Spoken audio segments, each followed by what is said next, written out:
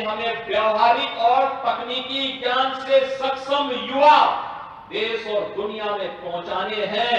और सौभाग्य से जब दुनिया की बात आती है तो भारत दुनिया के अंदर सबसे युवा देश है, सबसे युवा राष्ट्र के रूप में भारत की गिनती होती है। और जब भारत की बात होती है, उत्तर प्रदेश दुनिया देश का सबसे युवा राज्य के रूप में सामने आता है। उत्तर प्रदेश के अंदर हमारी 56% आबादी कामकाजी वर्ग की है। देश और दुनिया के लिए मैं बार बार कहता हूं कि मेरे पास सबसे अच्छा युवा है, जो युवा अपनी प्रतिभा और ऊर्जा से पूरे देश को भी और पूरी दुनिया को आलोकित करने की क्षमता रखता है। और भाइयों बहनों, उसी युवा के लिए ही तो आज हम कार्य कर रहे हैं। नए विश्वविद्यालयों की स्थापना का कार्य हो, नए तकनीकी संस्थानों की स्थापना का कार्य हो, राष्ट्रीय शिक्षा नीति को पूरी प्रभावी ढंग से लागू करने का कार्य हो, अभ्युदय योजना के माध्यम से हमारे युवाओं को प्रतियोगी परीक्षाओं की तैयारी करने के लिए कहीं और न जाना पड़े, उन्हें फिजिकली भी और वर्चुअली भी ये सुविधा उनके जनपद में मिल सके, उनके कमिश्नरी में मिल सके।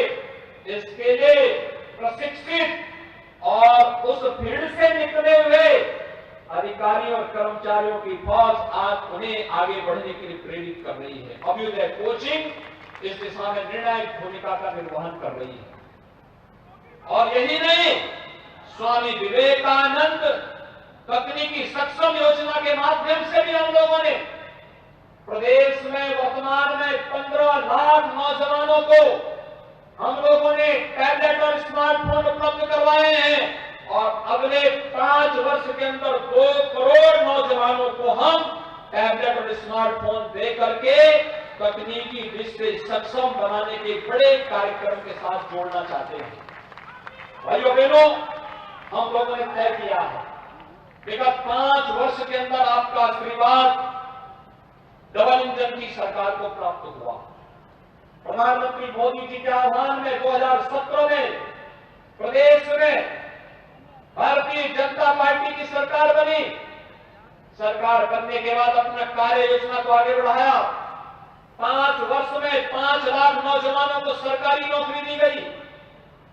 1 करोड़ 61 लाख नौजवानों को हम लोगों ने प्रदेश के अंदर बेहतर कानून व्यवस्था के माध्यम से निवेश और परंपरागत उद्यम को प्रोत्साहित करने के माध्यम से 1 डिस्ट्रिक्ट 1 प्रोडक्ट या फिर विश्वकर्मा श्रम सम्मान जैसी योजनाएं, पीएम स्टार्टअप की योजना, पीएम स्टैंडअप की योजना, digital India, make in India, प्रधानमंत्री मुद्रा योजना जैसी योजनाओं के माध्यम से 1 करोड़ 61 लाख नौजवानों को रोजगार और ऐसे ही 60 लाख उद्यमियों को स्वतः रोजगार के साथ जोड़ने में सफलता प्राप्त की।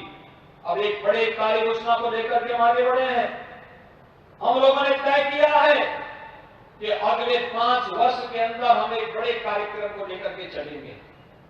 कार्यक्रम जिन परिवारों में कोई सरकारी नौकरी नहीं मिल पाई, कोई रोजगार नहीं मिल पाया, कोई स्वतः रोजगार नहीं है, उनकी मैपिंग की कार्रवाई प्रारंभ होने जा रही है।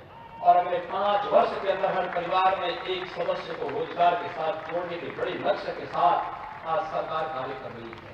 और इसके लिए मैं अपने युवाओं का आह्वान करूंगा वे आज आधुनिक शिक्षा के साथ साथ, तकनीकी शिक्षा के साथ साथ एक व्यावहारिक शिक्षा के पर भी जोर दें। बहुत संभावनाएं हैं और राष्ट्रीय शिक्षा नीति उस दिशा में आपको आगे बढ़ने के लिए प्रेरित कर रही है। एक नई होश और एक नई तेज के साथ आज आगे बढ़ने की आवश्यकता है। और मैं चाहूंगा ये महाविद्यालय गाजीपुर, पीजी कॉलेज शिक्षा के क्षेत्र में विगत 75 वर्ष से अधिक समय से जिस प्रकार से कार्य कर रहा है, आज हमें हर जनपद में, निजी क्षेत्र में भी हमने विश्वविद्यालयों की एक एक्ट के साथ जोड़ने का कार्य किया है।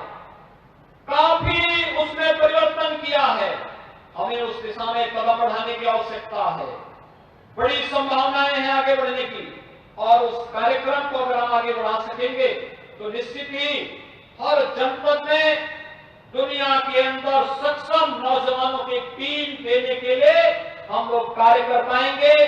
आज जब यहाँ पर और राजेश्वर प्रसाद सिंह जी की भव्य प्रतिमा के लोकार्पण का सौभाग्य मुझे प्राप्त हुआ है और वह भी आजादी के अमृत महोत्सव वर्ष में, यह हम सब के लिए गौरवशाली क्षण है।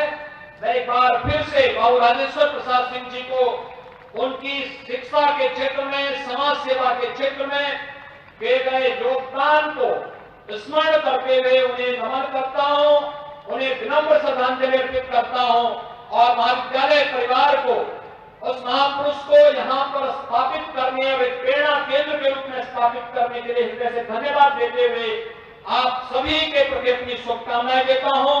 धन्यवाद। जय हिंद।